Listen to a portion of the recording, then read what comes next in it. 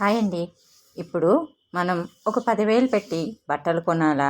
లేకపోతే అదే 10,000 పెట్టి బంగారం కానీ, వెండి కొనాలా అని ఆలోచిస్తున్నారా? అయితే ఒక మాట, ఖచ్చితంగా బంగారం కానీ, వెండి కానీ కొనండి. మీరు 10,000 పెట్టి బట్టలు కొనే బదులు ఓ 1,000 రూపాయలు పెట్టి ఒక మంచి డ్రెస్ తీసుకోండి. 10,000 పెట్టి తీసుకున్నా, 1,000 రూపాయలు పెట్టి తీసుకున్నా మనం 1 లేదా 2 లేదా 3 సార్లు వేసుకుంటాం. అంతకు మించి ఇంక అస్సలు వేసుకోరు పిల్లలైనా మనమైనా.